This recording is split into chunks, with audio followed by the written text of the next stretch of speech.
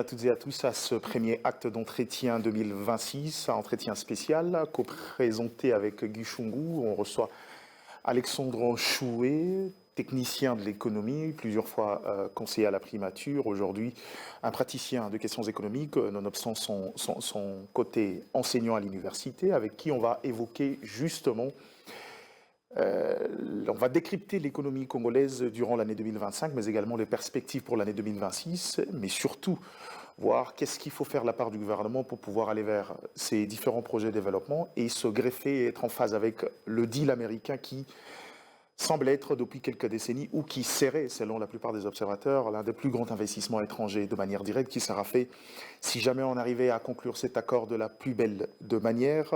Je veux commencer par une question générique qui d'ailleurs rentre dans le cadre de l'article qui est la tribune qu'il venait de publier tout à l'heure. On parle justement de la croissance 2025. Mais quand vous parlez de la question de croissance, Alexandre Chouet, le Congolais reste un peu perplexe. C'est un discours développé depuis Matata Mponi. On parle de croissance à 2 à 3 chiffres. Mais aujourd'hui, quel est le regard qu'on peut faire d'une économie dans un contexte sécuritaire très tendu et surtout avec un contexte social qui laisse quand même à désirer auprès de la plupart des populations? Bon, lorsqu'on parle de la croissance économique, on fait allusion à l'augmentation de la production réelle de l'économie. D'une année à une autre, on essaie de voir si la production réalisée est valorisée au prix du marché, a oui ou non augmenté. Et lorsqu'on dit que la croissance est positive, c'est que globalement, la production de l'économie a eu à augmenter. Et l'année 2025 en RDC s'est achevée avec un taux de croissance qui est estimé à 5,6%. Ça veut dire que de 2024 à 2025, on a vu la production de la RDC augmenter de 5,6%. Et si on rentrait en arrière dans le temps, on se rendrait compte que l'année qui a précédé, on était à une croissance de 6,3%. Et une année auparavant encore, on était à pratiquement 8%. Donc, quand vous regardez l'évolution, c'est que vous vous rendez compte qu'effectivement, la croissance économique est en train de connaître un ralentissement en RDC. Et ce ralentissement n'est pas un fait du hasard. Ça s'explique par plusieurs facteurs. Parmi ceux-ci, il y a lieu de relever qu'il y a l'influence du contexte sécuritaire. Par le fait qu'une partie importante et pas des moindres de la RDC qui regorge certaines matières premières importantes et sous occupation, il va de soi que la partie gouvernement central n'a pas le contrôle de tout l'espace économique national et il y a donc des poches qui échappent. Et cela, justement, justifie que la croissance économique connaisse ce ralentissement. Outre cela, il y a lieu de relever que certains problèmes structurels que nous avons, qui ne trouvent pas de vraies réponses après autant d'années d'indépendance, persistent. Et cela aussi tire vers le bas l'économie. Et cette croissance économique que nous réalisons, elle est certes réelle parce que l'augmentation du PIB est constatée par les chiffres, mais quand on va plus loin dans la réflexion pour s'interroger sur sa vraie valeur aux yeux de la population, c'est là qu'il y a lieu de se poser d'autres questions. Parce que la croissance économique doit être au service du développement humain. Si sur 22, 23 ans, votre pays fait une croissance économique positive et forte de manière ininterrompue, malgré les chocs qu'il y a eu, malgré la crise financière de 2008, malgré la Covid-19, malgré la crise en Ukraine, votre économie fait de la croissance et avec un taux supérieur à la moyenne subsaharienne, logiquement, on devrait s'attendre à certaines améliorations au niveau des conditions de vie de la population. Mais les données de la Banque mondiale en ce qui concerne la prévalence de la pauvreté établissent que la RDC a 72% de taux de pauvreté, alors que la moyenne subsaharienne est de 34%. Donc il y a un contraste. Un véritable paradoxe. Un paradoxe. Une croissance supérieure à la moyenne subsaharienne et un indice à la pauvreté aussi autant que supérieur, c'est ça la difficulté. Est-ce que ce n'est pas le fait qu'aujourd'hui, depuis toujours, on ne s'est pas changé de paradigme, on est toujours sur cette base d'une croissance quasiment soutenue par l'industrie extractive, avec peu d'impact sur les autres secteurs porteurs? C'est ça le vrai problème, c'est-à-dire que nous avons été incapables de 60 à ce jour de transformer notre économie. En 60, plus de 50% du PIB de la RDC était le fait du secteur primaire. Aujourd'hui, en 2025-26, c'est toujours la même chose. Et ça montre qu'il n'y a pas eu de vraie transformation. Or, il y a des économies qui autrefois avaient le même statut que RDC en 60, notamment la Corée du Sud, la Malaisie, même le Canada. Le Canada aussi. Oui, mais aujourd'hui, quelle est la situation dans ces pays? Ils ont eu à progresser. Et vous remarquez que dans ces différents pays que je viens de citer ici, la part de l'industrie dans le PIB a eu à augmenter de manière considérable. Alors que chez nous, l'industrie a disparu. On avait autrefois près de 9000 unités industrielles en RDC, avec les pillages, tout ce qu'on a connu au fil des années. Aujourd'hui, il y a eu une destruction à plus de 80% du tissu industriel de la RDC.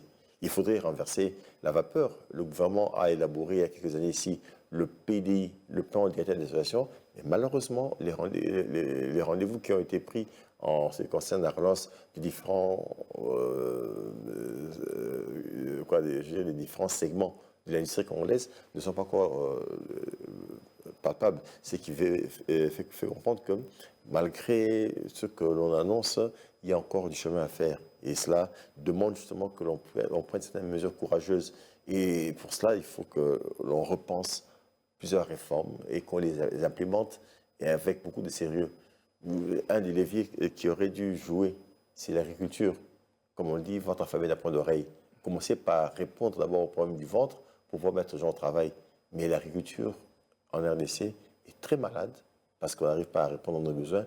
Et aujourd'hui, on importe des aliments pour plus de 2 milliards de dollars chaque année. Donc c'est un élément qui montre qu'il y a un malaise. D'autant plus que nous avons des terres, de l'eau. Est-ce qu'il faut changer d'approche ou il faut continuer avec cette tendance à la croissance du budget réservé à l'agriculture? Depuis, je crois, 2022, on ne va que crescendo à augmenter. Aujourd'hui, si j'ai bonne mémoire, on est presque à plus de 17% du budget de l'État. Pour quel résultat? Quelle est la méthode appropriée pour finalement respecter cette valeur différentielle qu'est l'agriculture dans l'économie congolaise? Bon, la question, c'est d'abord de savoir, est-ce que le secteur lui-même est bien organisé? Est-ce que nous connaissons les vrais problèmes? Est-ce que nous les touchons par l'action que nous avons? Parce qu'on peut bien augmenter la part du budget de l'agriculture, mais si l'argent est destiné à payer les salaires des gens qui travaillent dans l'agriculture ou dans le secteur rural, on n'aura pas d'impact. C'est-à-dire qu'il y a un problème de paradigme. Et si on rentre en arrière dans le temps, on se rend compte que notre modèle a beaucoup péché par le fait que l'État était trop présent. L'État était trop présent dans l'économie. L'État était là comme producteur, comme celui qui organise. Et du coup, avec les faiblesses liées au fonctionnement des institutions, les problèmes de gouvernance, quand tout ça tombe, il va de soi que l'économie aussi puisse tomber. Donc si aujourd'hui on doit répondre à l'agriculture, il faut que l'on change de paradigme. Vous remarquez que même dans un passé récent ici, toutes les initiatives pilotées par l'État pour pouvoir relancer l'agriculture n'ont pas abouti. Lorsque Mousito fut Premier ministre, il y a eu une campagne agricole, on a distribué des tracteurs. Pour quelle finalité? Mais vous donnez des tracteurs aux gouverneurs, qu'est-ce qu'ils vont en faire? Oui, justement, mais ça veut dire que le choix n'était pas bon. Quand Matata arrive, on parle des parcs agro-industriels. Bukaranozo n'a pas abouti. Il y a d'autres projets similaires comme le parc de Nkundi au Congo central ici, le parc de Ngandajika qui ne donne pas lieu aux résultats escomptés. Pendant qu'à Lubumbashi, des privés continuent à exceller. Mais voilà, alors qu'au Katanga, dans le Grand Katanga et même au niveau du bas où il est, il y a des privés qui font la différence. Et donc c'est juste pour montrer que l'approche a été mauvaise. Et je pense qu'aujourd'hui, l'idée de base serait que l'on puisse faire de l'agro-business en RDC et que ce soit une activité à part entière. Monsieur Alex Choué, je vais rebondir sur l'exemple cité par vous-même. Vous avez évoqué 2 périodes où s'est observé une croissance économique en République démocratique du Congo. Vous avez parlé de 8% et puis 6%. Est-ce que cette croissance s'est fait ressentir sur le train de vie de la population pendant ces 2 périodes-là? C'est la première question. Mais ensuite, ici... actuellement, on parle d'une croissance de 5% à peu près. Est-ce que l'appréciation du franc congolais a eu comme indicateur également cette petite prouesse, si on doit le dire ainsi, de la croissance en RDC? Alors, comme j'ai dit tout à l'heure, l'économie doit être au service du développement humain. Si croissance il y a et que la population n'en reçoit pas les effets, cette croissance a peu de valeur du point de vue humain. Et c'est malheureusement la triste réalité à laquelle nous sommes confrontés en RDC. Effectivement, lorsque vous regardez les chiffres de la croissance en RDC, vous vous direz que oui, mais cette économie, effectivement, elle est résiliente, comme on le dit, elle fait de la croissance. Quand même, il y a des chocs exogènes qui apparaissent au niveau mondial, mais la croissance est là. Mais qu'on s'interroge maintenant sur le niveau de vie de la population, c'est ça, je dirais, la principale préoccupation. Est-ce que l'économie sert l'homme ou pas? On a comme l'impression que pour cette fois-ci, avec un taux moins que les années précédentes, il y a eu quand même une amélioration sur le train de vie de la population. Comment vous expliquez cette aporie? Non, non, mais je vais arriver. En fait, c'est vrai que nous avons les yeux pour regarder et faire de observations, mais c'est toujours intéressant de descendre sur le terrain pour mieux interroger les acteurs et comprendre un peu ce qu'il y a, et notamment les ménages. Mais déjà, les enquêtes qui sont menées montrent que globalement, ça ne va pas. Globalement, ça ne va pas. Alors, si vous allez aujourd'hui, par exemple, dans le Grand Katanga, vous prenez la route qui part de Lumachi vers Kolwezi, et vous restez attentif durant toute la voie, vous allez vous rendre compte que de part et d'autre, vous voyez à l'œil nu la pauvreté. Il y a même des enfants qui sont roux parce qu'ils n'ont pas accès à l'alimentation et à de l'eau potable. Il y a des cimenteries à côté, donc il y a du ciment, on produit là, mais il y a des maisons en terre. Et c'est la région qui produit chaque année des milliards de dollars en RDC. Voilà le problème de la RDC. C'est-à-dire que nous avons des richesses, on arrive à exporter, mais la population n'en profite pas. Donc il y a une cassure quelque part. Et c'est vrai que je dis que le modèle économique congolais pose problème. Il faudrait que l'on puisse développer notre modèle économique en développant une industrie. Regardez, autant d'années, on exploite les matières premières, mais juste à l'état brut, on exporte, c'est fini. Alors qu'on pourrait créer des industries ici pour créer plus d'emplois et plus de valeur ajoutée localement. Vous imaginez un peu pour certains minéraux comme l'or, les diamants que nous avons ici. Imaginez si les cours baissent à l'international, ben, directement on en ressent les effets. Alors que si nous avions développé ici une industrie qui fabrique des bijoux, quand même les cours des matières or et diamants pourraient baisser, on peut vendre l'or et les diamants congolais sous forme de montres, de bracelets, colliers, tout ça. C'est une manière de résister à un choc lorsqu'on arrive justement à créer cette diversification d'activités. Pourquoi on ne le fait pas? Moi, je suis d'avis qu'aujourd'hui, une mesure serait, et je vois même qu'il y a un député qui a emboîté le pas dans cette direction que j'ai toujours prônée, c'est qu'il serait important que quand un nouvel investisseur vient actuellement en RDC pour s'installer dans le secteur minier, on exige que dans son plan d'affaires, qu'il y ait une composante transformation locale des matières premières. Si l'approche de la RDC n'est pas bonne, j'aimerais comprendre comment la République démocratique du Congo fait pour résister aux chocs exogènes. C'est parce que le voisin a besoin des matières premières que vous arrivez à vendre. Mais le jour qu'il n'aura plus besoin, c'est là que vous tombez. À un moment donné, ici... Comment arriver à un manque de besoin quand on sait qu'on regorge un nombre important de matières Non, non, mais stratégiques? vous savez qu'à un moment donné ici, quand les pays de l'Occident et de l'Asie ont eu atteint certains niveaux de développement et ont développé certains produits suffisamment au cuivre et au cobalt, la demande mondiale a baissé. Et c'est comme ça que Mobutu se plaignait à l'époque pour dire que là, à cause d'une baisse inattendue des cours des matières premières, ça va? Donc ça peut chuter aussi. C'est pas impossible.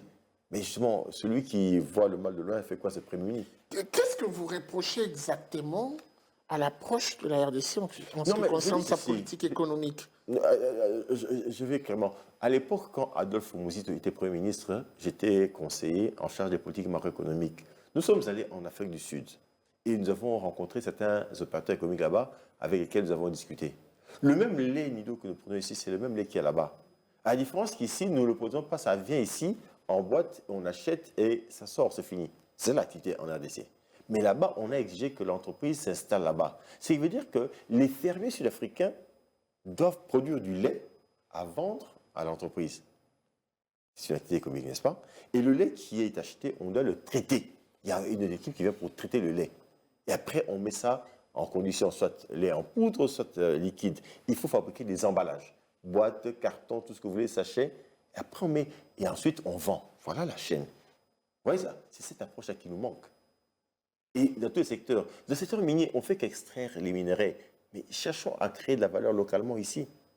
C'est ce qui transformera l'économie. Et on doit le faire dans tous les segments. Et certains pays africains, comme le Botswana, ont pu le faire. Aujourd'hui, dans les cours d'économie, quand on parle de croissance économique et développement, nous parlons du Botswana comme étant un modèle. Mais un des éléments de réussite, c'est quoi? C'est que le Botswana a su développer son industrie extractive. Vous êtes sans ignorer que les réalités ne sont pas les mêmes. Chaque pays a ses réalités. Pensez-vous qu'aujourd'hui, la RDC se positionne comme un pays qui donne ses opportunités aux investisseurs de venir dans la logique de faire respecter toute la chaîne En de fait, l'idée, dépenses, c'est comme quoi? vous C'est dites. qu'il faudrait aller vers cette approche-là. Mais justement, la difficulté, c'est que le président de la République a organisé une réflexion il y a quelques mois, l'année passée, sur la question. C'est-à-dire qu'il a initié une réflexion sur l'élaboration d'un plan stratégique climat des affaires qui devrait conduire à la transformation de l'économie. Et j'ai participé à l'exercice en tant que chef d'équipe pour l'étude. Mais c'est quoi l'idée? On fait pendant 22 ans, 23 ans une croissance positive ininterrompue, mais la pauvreté reste ce qu'elle est. Et donc, il y a un problème de connexion. Et ça montre que le modèle économique pose problème. Et du coup, qu'est-ce qu'il faut faire? Il faut amener donc les différents secteurs économiques à tourner ou fonctionner autrement.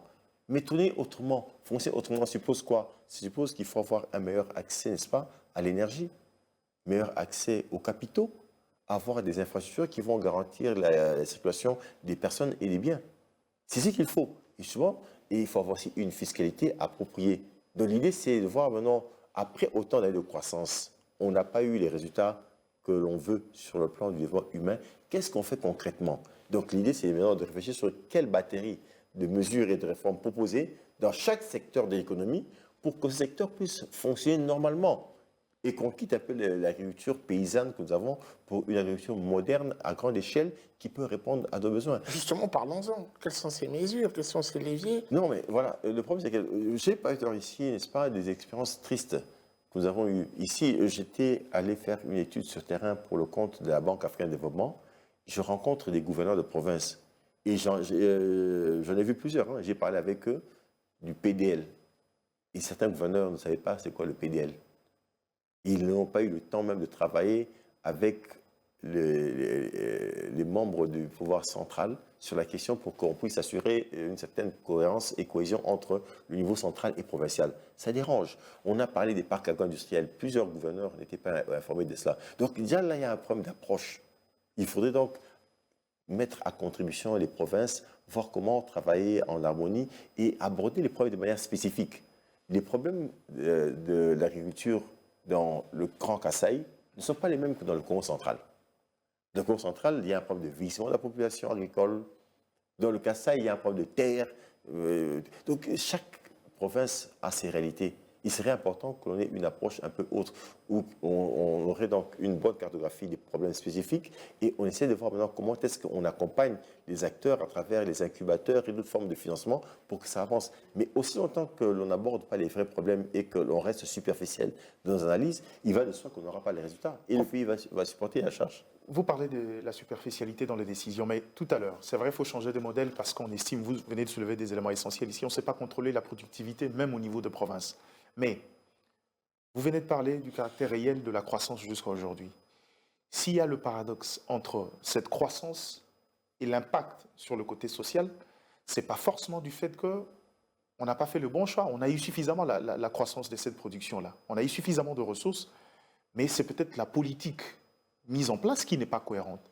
Est-ce qu'aujourd'hui, avec les méthodes que vous proposez aujourd'hui, qui permettra à la RDC de pouvoir profiter par la transformation, de pouvoir profiter suffisamment de ressources, non seulement à l'exportation des États bruts, mais également à la transformation locale, serait une solution pour répondre aux problèmes sociaux.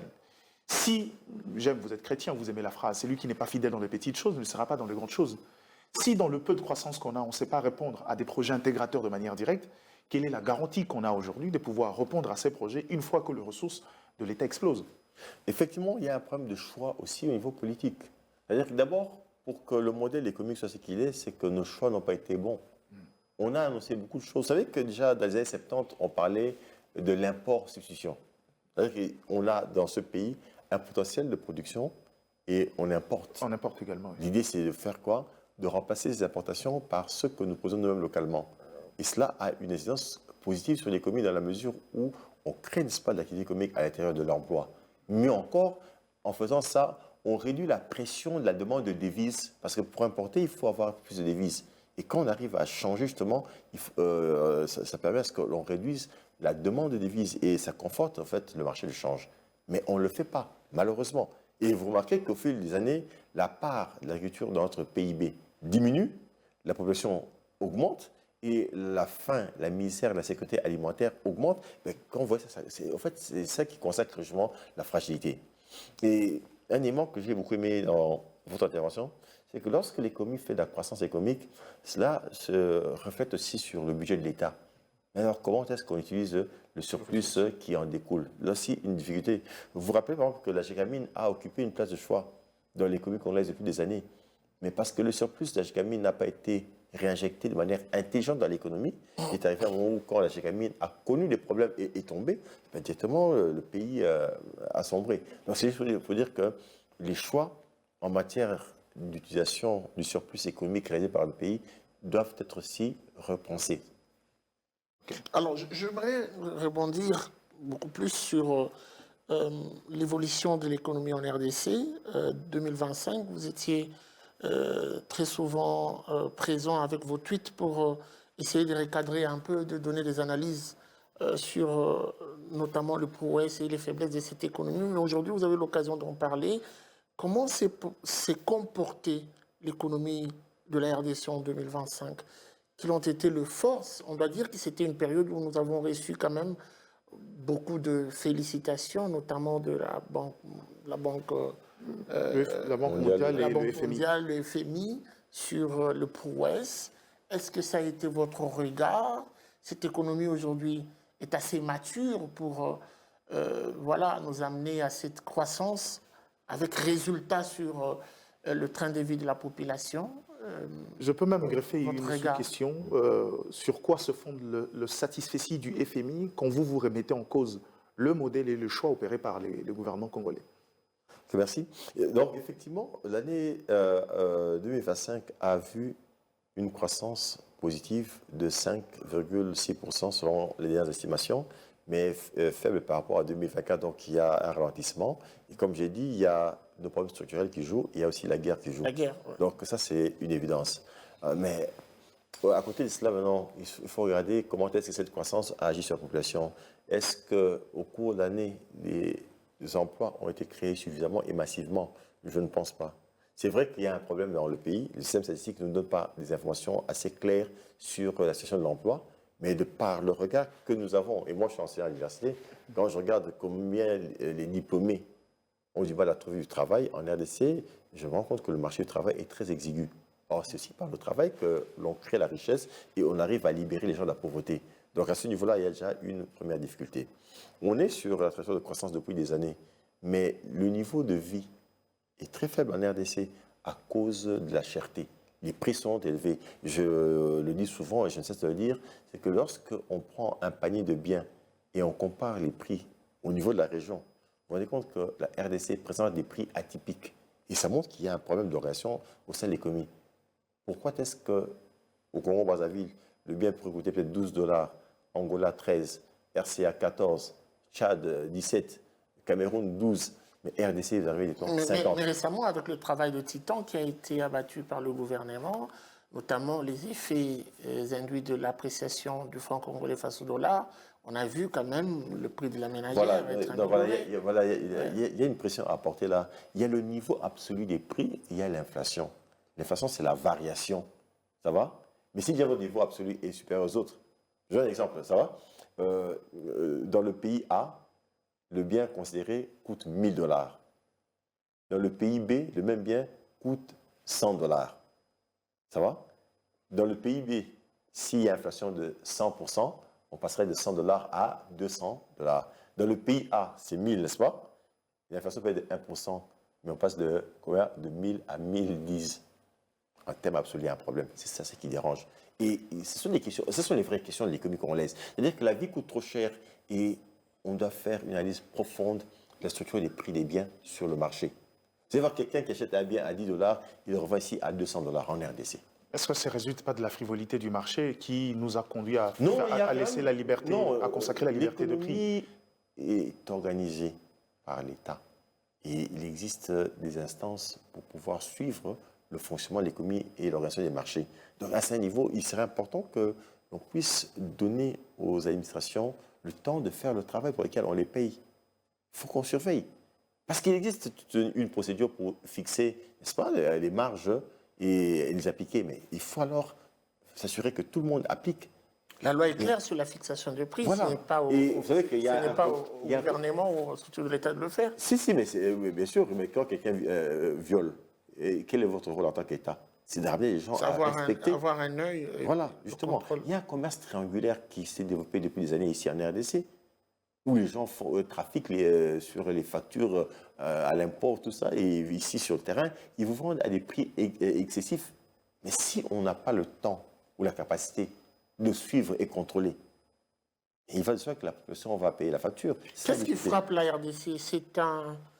C'est une croissance trompe-l'œil, comme certaines personnes le disent, c'est le langage d'ailleurs de l'opposition, ou c'est le laxisme et le manque de contrôle et de suivi, voire même le fainéantisme de l'État congolais pas croissance dans des trompe-l'œil. réformes structurantes à prendre? Non, je ne dirais pas croissance trompe-œil, mais c'est plutôt une croissance qui est réalisée à partir d'un modèle qui pose problème.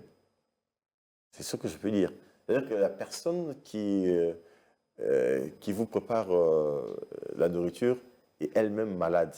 La nourriture peut être en soi bonne, mais parce que la personne est malade et qu'elle a des faiblesses sur le plan de la santé, la personne peut faire un excès en termes de sel ou de tomates. Vous comprenez un peu? Mais pourquoi ces modèles n'est pas contesté par ceux qui applaudissent aujourd'hui le prouesse économique de la RDC, notamment les grandes structures?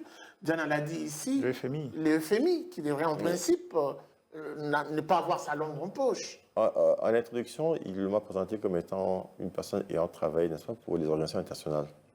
J'ai travaillé pour le PNUD, la Banque africaine de développement. Vigilant, vous avez des secrets à l'UNICEF. nous Donc, livrer, allons-y. je suis de ce milieu-là et je vous dis que dans nos différents rapports que l'on produit, on encourage les efforts, parce qu'il y en a, il ne faut pas être malhonnête, mais ce n'est pas suffisant. Si vous prenez le dernier mémorandum que le Fonds monétaire a rédigé, vous allez voir que le Fonds monétaire insiste sur la diversification de l'économie congolaise. Diversifier l'économie pour la rendre plus solide, plus robuste et plus résistante par rapport aux chocs exogènes. Prof, moi je vais faire différemment de la question de Chungu. Quelles sont les forces qui justifient justement, c'est vrai, vous avez parlé d'une croissance qui s'est ralentie, mais au regard de la moyenne subsaharienne, c'est une croissance assez, je dirais, plausible. Quels sont les éléments de force de cette économie en 2025? Non, ce sont nos ressources naturelles. Exclusivement les ressources. L'intérêt qu'on a pour nos ressources. Mais malheureusement, on n'en profite pas assez. C'est ça la difficulté. Et il y a beaucoup de problèmes. Mais je donne un exemple d'abord. On vient, on exporte et c'est tout, à l'état brut. On ne crée pas cette valeur ajoutée. Mais j'ai encore plus loin. Est-ce que vous savez que les minerais qu'on exporte sont sous-valorisés? Il y a des minerais accompagnateurs qu'on n'analyse pas. Le produit dérivé. Voilà, les produits dérivés. Et du coup, le pays perd. On perd en termes de production, en termes de chiffres sur les volumes d'exportation, mais également en termes de recettes de l'État. Parce que l'État impose que sur ce qui est déclaré, il y a une partie qui n'est pas déclarée, qui passe en sourdine, et c'est là que l'État perd. Or, il faudra avoir des laboratoires ici pour pouvoir estimer la production à sa juste valeur. Et dans un tweet, j'ai même dit que si on arrivait à réellement mieux valoriser notre production minière, vous allez voir que notre PIB est sous-évalué. Une question. Puisque vous connaissez le regard des institutions au niveau international sur les politiques, non seulement économiques, quel est aujourd'hui l'impact de l'influence politique aujourd'hui sur l'évolution de la marche économique de la République? Non, mais la politique joue un rôle déterminant parce que ceux qui sont aux affaires sont les politiques. Et donc, ce sont les choix politiques qui déterminent plus ou moins le cadre de pilotage de l'action gouvernementale. Et dans ce cadre gouvernemental, il y a aussi la dimension économique qui est présente.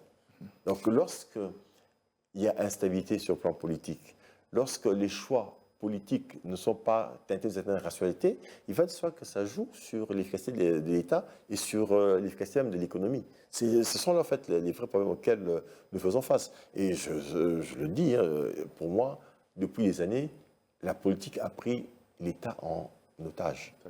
C'est-à-dire qu'on fait certains choix qui relèvent de l'économie avec des regards purement politiques. Voilà pour avoir un certain équilibre politique, entre guillemets, les partis doivent se partager les postes de mandataires, par exemple. Et on nomme comme mandataires les membres des partis politiques, quand bien même ils ne peuvent pas avoir les compétences requises pour pouvoir assumer les fonctions. C'est ça le problème. On peut bien me placer comme DG d'une entreprise, mais je suis économiste, je n'ai pas cette connaissance-là, cette capacité. Mais juste parce que je suis membre d'un parti politique, ça biaise. Et si on devrait regarder autrement, je pense qu'on devrait privilégier tout ce qui est compétence, efficacité dans la manière. Méritocratie.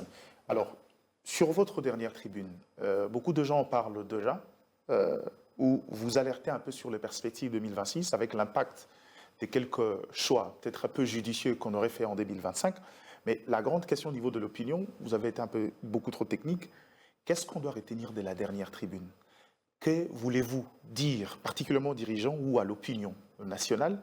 Et quelles sont vos pistes de solutions proposées par cette tribune-là? Donc, j'ai montré que malgré la poursuite de la croissance économique, les réformes de base ne sont pas encore au rendez-vous. Techniquement, quelles sont les réformes de base, Excellence? Les mesures à prendre pour transformer notre industrie extractive ne sont pas encore prises, malheureusement. Et c'est pour ça que j'ai dit qu'il faut qu'on diversifie et verticalement et horizontalement l'industrie extractive en RDC. Ça, c'est une chose. Et j'ai parlé du problème, n'est-ce pas, des statistiques ici sur la production minière. Mais cela vaut aussi pour la production pétrolière. Ça vaut également sur l'exploitation forestière. Les chiffres qu'on a sur ces deux secteurs ne sont pas bons. Et ça montre que le pays perd. Pourtant, en termes de réforme, le secteur pétrolier aujourd'hui bénéficie de l'accompagnement du ministère de l'économie qui fait quand même un travail assez remarquable.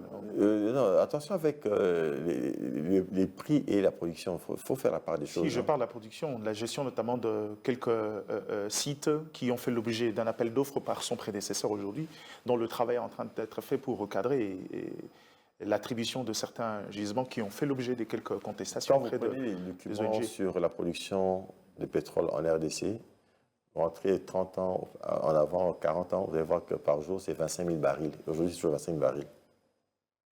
Quand vous comprenez cette linéarité-là, il y a un problème. C'est clair qu'il y a un problème. Et les analyses ont montré que la RDC a un potentiel énorme.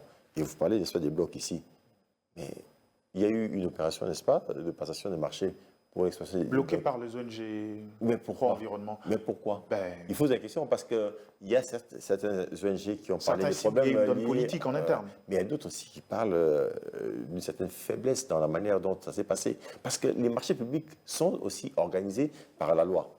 Mais quand vous le faites de manière peu solide et rassurante, il va de soi que les gens qui sont avertis puissent s'interroger sur qu'est-ce que vous faites réellement, parce qu'il ne faut pas brader le patrimoine du pays. C'est aussi un élément de souveraineté. Si aujourd'hui on estime qu'il y a des gens qui avaient, comme Dan Gertler, qui avaient le monopole autrefois et qui voulaient jouer de l'influence pour pouvoir récupérer certains gisements par cet appel d'offres en influençant certains acteurs, vous ne demanderez pas à l'État de fermer les yeux. Oui, mais les acteurs, c'est qui? Ces acteurs-là, c'est qui? Ce sont les officiels. Mais vous êtes officiel pour l'intérêt de la nation et du pays. Pas pour servir vos intérêts à vous-même. Parce que quand vous êtes officiel et que vous prenez l'argent dans le parti économique parce que vous voulez vous enrichir vous, mais c'est une défaillance par rapport à votre mandat parce que vous avez l'obligation de conduire le pays au développement et non pas vers le sous-développement. Monsieur Alex Chouet, moi je vais rester sur votre souci depuis que cette émission a commencé. Vous voulez trouver la juste connexion ou le point de rencontre entre qui peut résoudre, on parle ici de la pauvreté, la situation économique qui ne rencontre pas le besoin, le train de vie de la population, la pauvreté qui demeure, selon les statistiques, à un taux élevé. Alors, nous avons vu à un moment le gouvernement prendre une mesure. Nous avons la chance de vous avoir pour obtenir de vous plus d'orientation, une mesure, la réduction du train de vie des institutions. Est-ce que selon vous, c'est la clé maîtresse pour essayer d'équilibrer un peu les choses afin que cette situation déséquilibrée qui s'observe trouve quand même une réponse? Et malheureusement, ça sera ma deuxième question, ce train de vie n'est toujours pas arrivé. Selon vous, la question je la pose, qu'est-ce qui motive aujourd'hui cette résistance ou c'est une non-applicabilité de cette mesure prise par le gouvernement?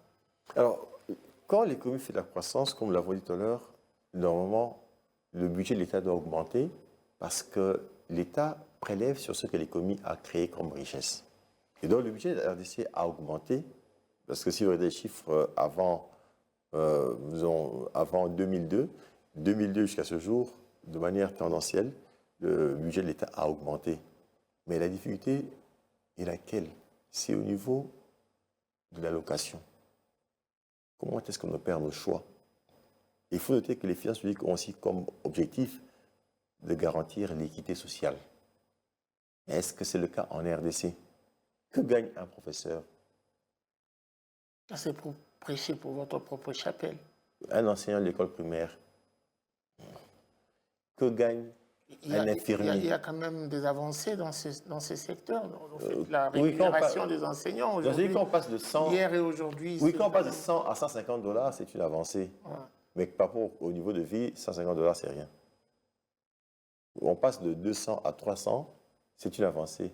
Mais c'est rien par rapport Pour à la un vie. enseignant qui est payé en francs congolais, 150 $ en francs congolais, aujourd'hui, avec l'appréciation du franc, ça représente quelque chose dans le panier de la ménagère. Oui, mais le point, c'est que j'ai pas de l'équité. Dans le secteur public, là, ça va.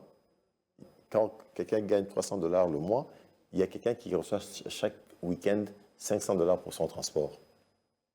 Pour son transport, il y a déjà son salaire mensuel, qui est payé pas des moindres, mais le week-end, il est à 500 $ pour son transport. Donc, quand vous prenez 4 week-ends, ça fait 2000 $. Monsieur qui travaille tout le mois pour enseigner ne reçoit que 300 $. Est-ce que la réduction du train de vie Non, est la je voulais dire que- solution maîtresse Je vais arriver là, c'est d'abord pour trouver cet Un équilibre, problème d'abord, c'est lui. la croissance et les taux de... Oui, le problème d'abord, c'est de pauvreté. le problème des allocations. Nos choix, on doit les corriger. Avec le même budget, si on procède à certaines corrections, on va réduire ceux qui sont dans les excès et remonter les autres pour justement créer cet équilibre social qui est tant voulu. Parce que c'est aussi un facteur de cohésion. Quand moi, je travaille pour la République et qu'on me donne 300, et que Mike Diana, qui ne travaille presque pas, mais parce qu'il a une fonction supérieure à moi, il a peut-être 1000 fois ce que je gagne. Mais ça me frustre. Et ça crée en moi certaines pensées. Et donc, il faut corriger ça. Donc, d'abord, le problème est à ce niveau-là. L'application du SMIC vise justement la correction de ces inégalités-là. Il faut aller un peu plus loin que ça. Vous savez qu'il y a des gens ici en RDC qui participent à certaines commissions sur certaines redevances. Une seule réunion, on vous paye 20 000 $ ou 10 000 $ à la fin de la réunion. Comment vous pouvez comprendre ça dans un pays aussi pauvre que la RDC? On a un problème de gestion de nos ressources publiques. C'est simple. Tout à l'heure, là, j'ai eu à échanger avec quelqu'un sur la transparence des finances publiques. Et je lui ai dit qu'effectivement, la transparence n'est pas au rendez-vous parce qu'il y a certains chiffres qui posent problème. Les inégalités en termes de traitement dérangent. Je me rappelle, l'année passée, le vice-premier ministre, ministre de l'économie, a dit que la part des rémunérations dans le budget est trop importante. Et c'est vrai. Mais maintenant, il faut faire quoi? Parce que la part est trop importante. Mais dans cette part-là, ceux qui sont majoritaires en tant que fonctionnaires de l'État, les enseignants, le personnel médical, se plaignent pour dire que nos salaires sont dérisoires. À votre avis, pourquoi ça ne prend toujours pas la mayonnaise? Les inégalités. Ça a été décidé comme une mesure Les gouvernementale inégalités. C'est-à-dire qu'il faut prendre le courage de casser certaines choses et revenir à la normale. Il y a une culture des primes ici. Je ne sais pas si vous vous rappelez, il y a quelques années, ici, c'est pas l'année passée, il y a des gens qui se sont fait payer des primes pour plus de 3 millions de $ ici, pour revoir les contrats chinois ici. Bon, quand même, un peu de recul par rapport à certaines choses. Vous savez qu'il y a des gens ici dans ce pays, déjà de là où ils travaillent, ils gagnent 5 à 6 000 $ par mois. Mais quand il y a la mission du Fonds monétaire qui arrive, 10 000, 15 000 ici et là. C'est ça le problème, on gère mal nos ressources. Vous allez voir, chaque fois qu'il y a un travail à faire, il y a toujours des excès. Je l'ai dit, je crois une fois avec Mike Diana dans une émission, un ministre vous donne de faire un travail. On le fait à deux. Et si ça donne lieu à une prime, c'est peut-être 100 $ chacun. Donc si on devait rester dans le respect de la norme, l'État dépenserait 200 $. Mais quand on fait la liste de paye, vous avez 500 noms. Et dans toutes les listes, malheureusement, il y a le directeur cabinet finance, il y a le cabinet budget qui sont là. comme s'il était omniprésent et omnipotent dans toutes ces commissions-là. Vous voyez, ce sont les problèmes qu'il faut régler. Baisser le train de vie des institutions, c'est une mesure autre aussi qu'il faut prendre. Une réponse à la pauvreté. Pas vraiment, mais une réponse à la correction des inégalités dans l'utilisation des ressources publiques. Parce que vous remarquez que les institutions prennent une part importante du budget de l'État, ça dérange. Même les fonds secrets, quand ça va à des milliards, alors qu'il y a des gens qui demandent à être mieux payés, c'est quand même grave. Et vous savez qu'il y a même des problèmes de lisibilité. Fonds secrets, pour faire quoi? Ça va où? Et on est incapable de faire, de faire une comptabilité, une analyse de ces fonds secrets parce qu'il y a un flou autour de l'utilisation de ces ressources. Or, dans d'autres pays, les fonds secrets existent, mais la loi est très claire sur qu'est-ce qu'on fait avec ça. On encadre. On encadre, de telle sorte qu'en fin de période, une commission parlementaire peut suivre comment est-ce que évaluer vous avez... la qualité mais malheureusement, ce n'est pas le cas. Donc, Alors, je reste dans ça. Parlons de cette pauvreté, parce que je veux vraiment rester sur ça. On envisage des solutions, de fois kilométriques, qui n'apportent pas de solution. Je vous ai entendu en répondant à Diana, vous avez parlé de l'agriculture comme l'une des clés magiques pour faire décoller ce pays. Mais qu'est-ce qui est fait depuis? Il a même évoqué le budget affecté, alloué 17% pratiquement, qui ne produit toujours pas, ces 17% ne produisent toujours pas de résultats. Alors, selon vous, quelle doit être la stratégie à mettre en place à court, à long et à moyen terme pour réduire sensiblement cette pauvreté avant qu'on nous parle de 2026? alors, avant peut-être que je le dise, quand je dis que le modèle économique pose problème, qu'est-ce que je veux dire concrètement?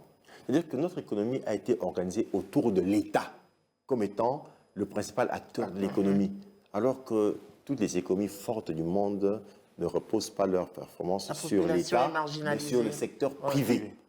Et nous, notre économie est malade parce que le modèle qui a été mis en place fait de l'État le principal acteur et non pas le secteur privé.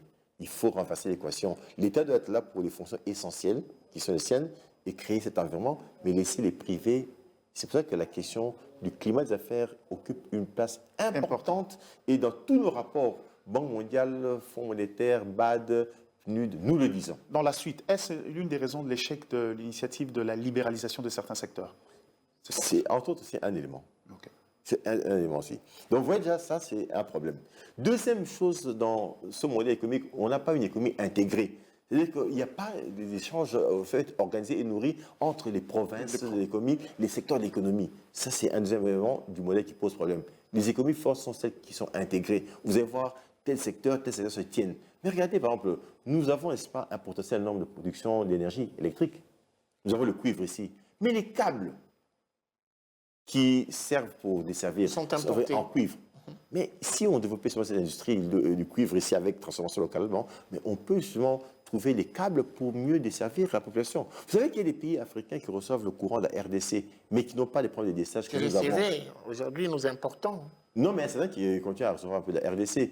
Mais dans ces pays, il n'y a pas de coupure. Pourquoi? Parce que leur réseau de distribution. Mais ce sont ces câbles-là qui font ça. Donc, il faut qu'on ait une économie intégrée. Ça, c'est un autre élément. Autre chose, c'est que au niveau des différents secteurs d'activité, on est dans le superficiel. L'exploitation légère, on extrait, on ne transforme pas. Il faut transformer. Et cette transformation doit se faire avec une vision. Et c'est la vision de l'imposition qu'on devrait avoir pour pouvoir réduire justement notre dépendance par rapport à l'extérieur. Et si nous le faisons justement, c'est là qu'on va bâtir un nouveau modèle économique. Et c'est ce modèle qui va justement créer plus d'emplois et nous rendre plus robustes chaque fois qu'il y aura des chocs exogènes. Et à travers cette réflexion que je dis de bâtir un modèle, on devrait aussi avoir une approche stratégique qui va savoir ce que nous avons, que nous n'avons pas, mais qui peut faire la différence et nous positionner fortement sur le marché. Laissez-moi dire un élément. Vous savez que quand vous regardez la carte de l'Afrique, chaque 10 ans, on est compte que le désert du Sahara descend, celui de Kalahari est en train de remonter et tout se recentre sur la RDC bâtiment. Et les pays du Sahel ont des problèmes, entre autres à cause de la sécheresse, manque de pluie. Les pays du Kalahari font face à cela. Or, on doit boire, on doit manger, on doit paître nos troupeaux pour pouvoir revenir ici. Mais c'est-à-dire que nous avons un rôle à jouer. Et puisqu'il est ainsi, quel est le plan, le programme que nous avons, nous, de mise en valeur de nos ressources en eau pour pouvoir devenir les maîtres d'Afrique? Imaginez un peu si on avait une petite pour recueillir les eaux de pluie. On construit des citernes pour recueillir des centres d'épuration. On traite l'eau, pipeline, et on commence à vendre de l'eau aux pays africains qui ont des problèmes de sécheresse. Faut un peu ce que ça suppose. Et regardez maintenant là, chaque président de ces pays-là, avant de prendre une décision ou une position sur une question donnée concernant l'Afrique et même le monde, président Tshisekedi, qu'est-ce que vous pensez? Que pense la RDC? Parce qu'il dépend de la RDC, mais c'est aussi la force de Poutine en Europe, le gaz. Mais vous avez justement des armes. Il faut justement utiliser cette intelligence économique-là pour pouvoir devenir les maîtres de l'Afrique. 2026, la RDC, Diana, je vais prendre la parole. Oui, non, c'est-à-dire que... Je pose ma question. 2026, le gouvernement de la RDC projette un budget de 22, si je m'abuse, 5 milliards. Nous avons vu en 2025, on était à pratiquement 19 milliards. Pour cette année, pensez-vous que c'est ambitieux ou sous-estimé, je vais dire non réaliste? Par quel mécanisme obtenir ce 22,5 milliards? Est-ce que les conditions, les enjeux face auxquels la RDC est butée pourront faciliter cette mobilisation? Quels sont les canaux qui doivent être activés pour que nous puissions soit mobiliser ce qui est prévu, soit mobiliser plus? 22 milliards, ce n'est pas impossible. Je peux me dire que ce n'est pas... Face aux enjeux actuels, vous parlez de l'insécurité, de la Oui, guerre, mais et le reste, je reste... sans compter le coulage. Je reste cohérent. 22 milliards, c'est possible, et même plus. Mais tout dépend, justement, comme vous le soulevez ici, de notre sérieux à nous-mêmes dans les processus de collecte. Il y a beaucoup de faiblesses dans nos mécanismes de collecte de recettes publiques. Quand vous regardez les méthodes Pourtant, utilisées, on parle des réformes qui sont venues renforcer la rigueur. Lorsqu'on voit les services Le renforcement de la d'assiette, direction du ah ben Trésor, oui, avec les services d'assiette aujourd'hui, la mise en place la d'une RDC continuité c'est du bombe de Trésor. torse. C'est quand même contradictoire de l'entendre venir de vous. Non, en fait, moi je suis économiste et praticien de l'économie. Je parle de choses que je connais et que je vois. C'est-à-dire qu'il y a des sérieux problèmes. Vous savez, je l'ai déjà dit à plusieurs reprises, paix à son âme, l'ancien ministre des Finances, Patrice Kitebi, est allé sur le terrain. Il est allé à Kasumbalesa, dans le Grand Katanga, au niveau des différentes portes d'entrée et de sortie. Et il a discuté avec les acteurs, il a fait ses analyses sur le terrain. Les analyses ont montré que ce que le pays capte comme ressources, c'est 40% de ce qu'on aurait dû réellement capter. Pourquoi? À cause des trafics d'influence. Monsieur Diana fait une transaction, il doit payer la douane 10 millions, mais parce que M. Diana est proche de M. Chungu, un homme influent, Chungu passe un coup de fil, au lieu de payer les 10 millions, il ne paye que 1 million, il ne paye que 2 millions. C'est ça le problème. Et donc, si nous arrivons à arrêter ce genre de comportement, ça va conforter l'augmentation des recettes publiques. Il serait donc un pas important. C'est vrai que je dis que ce n'est pas impossible, mais c'est juste que nous devons prendre la mesure du défi et arrêter tout ce qui est à la base, justement, de la sous-mobilisation des recettes publiques. Les régies financières, on en parle. Mais dans ce pays, il y a des inspecteurs de la DGI, des directeurs de la DGI, qui sont conseillers fiscaux des entreprises privées. Comment vous comprenez ça? Il y a même des politiques. Vous allez voir peut-être un parlementaire ou une personne qui occupe une fonction importante, mais qui fait office de consultant en matière fiscale pour une entreprise qui doit payer les... La loi l'interdit. Ah mais ça se fait. C'est un conflit d'intérêts. Mais ça se fait justement. Et vous comprenez d'où viennent nos problèmes. Au niveau des administrations, comment gère-t-on les contentieux? Monsieur Guichon doit 10 millions au trésor. Il vient me voir. Au lieu que je puisse récupérer les 10 millions comme il se doit, je commence à négocier avec M. Chungu pour que je puisse gréver ce montant de 60%, voire même plus, et que lui me laisse 100 000 $. Ça se fait dans ce pays. Voilà le genre de choses qu'il faut combattre. Vous savez aussi, quand la prévision de recettes est mauvaise, ça dérange. C'est-à-dire que dans un secteur donné, M. Diana gère le secteur, il peut mobiliser 100 millions. Mais moi, je lui donne comme assignation budgétaire d'amener 2 millions. Mais il va m'amener 4 millions. Par rapport à ma prévision de 2 millions, quand il avait 4 millions, je dis qu'il a fait le double, n'est-ce pas? Mais en réalité, lui, il fait plus que ça. Et parce qu'on a mal élaboré les prévisions, mais il y a des gens qui gagnent sur le dos de l'État. Et pour ça, il faut développer des outils modernes de collecte, mais d'abord d'analyse, d'appréhension, avant d'aller vers la collecte.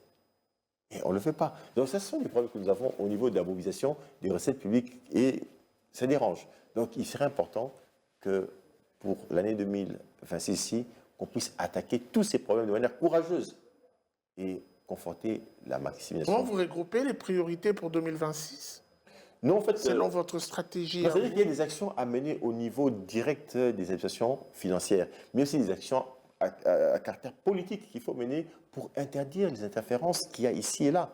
Il faut que le gouvernement tape sur la table pour dire que non, si on vous attrape en train d'utiliser votre position pour contraindre les services du fisc à ne pas collecter ce qui...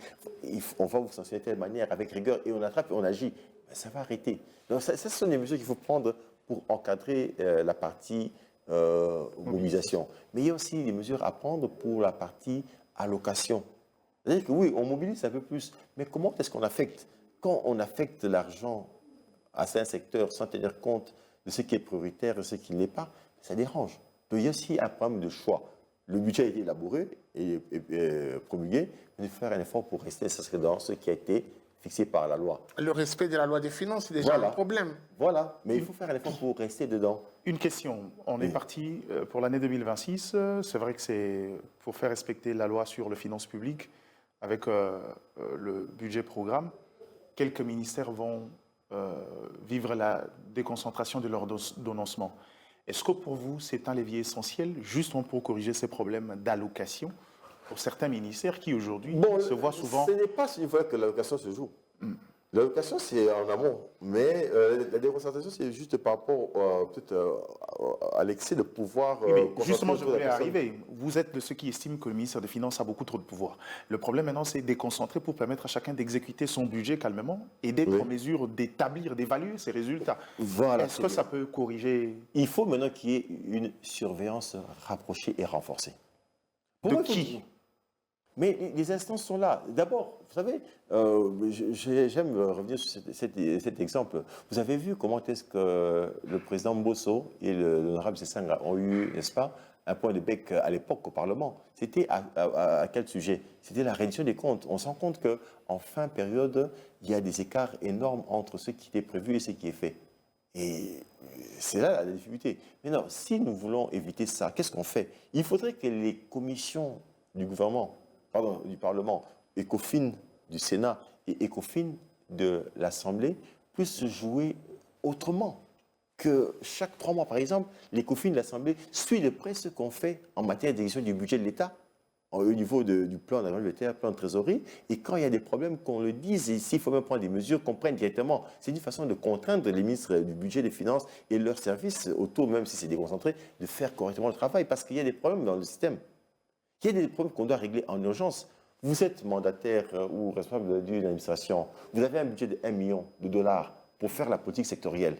Et quand vous allez vers les services du budget et finances pour avoir les 1 million qui vous sont dus pour faire la politique du secteur, on vous demande 40% du montant. Ça se fait, tout le monde le sait, mais c'est souvent un vrai problème. Et du coup, la politique sectorielle, vous la faites avec un montant amputé de 40%. Mais vous allez saupoudrer et ça réduit quoi? L'efficacité de votre politique. Donc il y a un travail de fond à faire au niveau du circuit de la dépense pour tuer la corruption, la tricherie qui existe. Il faut le faire, il faut que le ministre du Budget, le ministre des Finances s'implique totalement là-dedans parce que c'est autour d'eux que ça se joue. Ok. Ça, c'est un problème. Et donc là, c'est au niveau de l'allocation et de l'exécution qu'il faut... Mais j'ajoute aussi, il faudrait de la transparence. À l'époque, on le faisait. C'est-à-dire que comme sur les finances publiques, il faut faire un effort pour que... De la transparence des allocations qui se définissent autour des conférences budgétaires où chacun présente ses besoins. Oui, mais justement, il faut que l'on ait maintenant l'information et la rende publique. Il y a ce qu'on appelle les états de suivi budgétaire. C'est-à-dire que c'est un document qui vous renseigne sur comment est-ce que les allocations sont, ou les crédits alloués sont consommés. Ça, c'est intéressant. Il faudrait que cette année, on reprenne avec cette bonne habitude. Il faudrait aussi que le ministère des Finances puisse publier régulièrement le plan de trésorerie, pour qu'on sache qu'est-ce qu'on fait. Ce sont les finances publiques. Normalement, les salaires des mandataires, des ministres, de tous ceux qui travaillent pour l'État devraient être connus de tous. Et si on arrive à ça, justement, ça va nous amener aussi à réduire les inégalités en termes de salaire. Alors, il nous reste, je crois, 4 ou 5 minutes. On va tenter de faire œuvre utile de ces quelques minutes qui restent. une question, on a décrié beaucoup trop de problèmes dans le modèle économique congolais. Aujourd'hui, le dirigeant pense déjà ce deal avec les États-Unis d'Amérique. Un regard d'économiste praticien que vous êtes, quel serait l'impact de cet investissement américain dans l'évolution de problèmes structurels évoqués par vous ici dans l'économie congolaise? Et est-ce que quand vous regardez, parce que je rappelle que vous faisiez partie également de quelques personnes qui ont eu la chance de participer aux discussions avec les Américains sur ce deal-là, est-ce qu'aujourd'hui on a pris conscience et est-ce qu'il y a des trajectoires définies pour profiter de ce 500 milliards de dollars américains qui devrait arriver? Effectivement, il faut que l'on puisse bien penser la mise en œuvre de ce deal. Recevoir des capitaux avec un contexte inchangé ne nous rapportera pas grand-chose. C'est vrai que ça va rapporter quelque chose, mais pas grand-chose, parce que la structure pose problème. Il serait donc important pour nous de savoir qu'est-ce qu'on fait concrètement. Lorsque les capitaux américains viennent ici, en RDC, il faudrait que ces capitaux viennent aussi avec une motivation, c'est celle de transformer notre économie. Il ne faut pas que les capitaux viennent juste pour venir. Il faut qu'on accueille ces capitaux et qu'on les utilise pour transformer l'économie. D'ailleurs, les capitaux américains qui sont logés dans le secteur, par exemple, minier, que cela puisse apporter de nouveaux investissements avec une composante de transformation locale des matières. Ce serait intéressant que ces capitaux viennent nous aider à bâtir l'industrie manufacturière qui nous manque ici. Que ces capitaux viennent nous aider à avoir une agriculture moderne. Voilà l'approche. Il faudrait que la partie congolaise puisse avoir sa conception. On vous apporte des capitaux, mais vous allez faire quoi avec? Et le gouvernement devrait donc avoir toute une vision très claire là-dessus, sur ce qu'on ferait concrètement avec les partenaires américains dans différents segments de l'économie. C'est à ce prix qu'on pourra avoir des résultats. Mais si on n'a pas nous-mêmes ce regard, les capitaux vont arriver, mais le pays ne va pas profiter suffisamment de ces capitaux. Donc il faudrait qu'on repense un peu les choses à ce niveau-là. Alors, on est arrivé à la fin de cet exercice. Monsieur Alexandre Choué, en 30 secondes, un résumé. Perspective économie 2025-2026, en quelques mots, qu'est-ce que vous direz aux Congolais en termes des erreurs du passé et en termes des solutions pour l'année 2026? La croissance économique devrait continuer en 2026 selon les prévisions, mais malheureusement, comme je l'ai dit, il nous faut attaquer les vrais problèmes structurels. Donc, c'est important que pour l'année qui commence ici, qu'on puisse avoir des batteries de réformes un peu plus profondes visant à toucher réellement le système de production de l'économie, à toucher la mobilisation des recettes publiques, l'allocation, la surveillance de l'exécution du budget de l'État. C'est tout ce qu'il nous faut pour qu'on puisse mettre le pays sur une trajectoire meilleure. Sinon, on continuera. La guerre est là, c'est un élément, et là, le gouvernement doit se battre davantage pour y mettre un terme.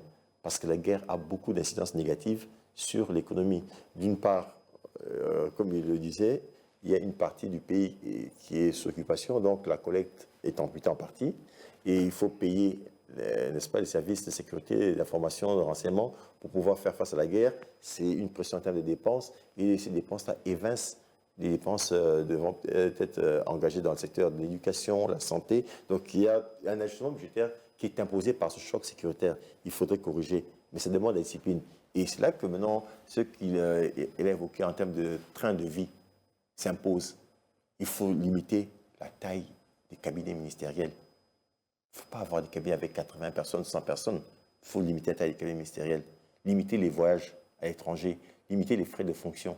Revoir les primes et les salaires. Et revoir les primes. Voilà. Et même les salaires. Il faut prendre ça comme une chose. Mais non, mais si quelqu'un a 50 000, aujourd'hui vous dites au nom de la reconstruction du pays, qu'on passe de 50 000 Par principe de à 30 000. solidarité. Voilà, par exemple. Mais il faut qu'on prenne le courage de faire ça.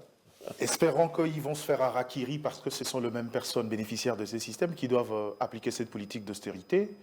J'en connais pas trop de politique. Merci beaucoup Alexandre Choué pour ces moments de change, surtout cette première de l'année 2026. Merci à Guichungu pour cette pertinence et surtout cette disponibilité pour les questions. Merci également à vous d'avoir suivi cette émission. On dira un grand merci à la grande équipe technique derrière, mais également à des fidèles téléspectateurs de Zoom Eco Télévision. Merci à vous. Excellente suite de nos programmes. On se retrouvera très vite, certainement pour la suite de quelques dossiers brûlants encore. Pourquoi pas revenir pour parler un peu de la cohérence politique monétaire et politique budgétaire qui aujourd'hui semble révéler des disparités énormes.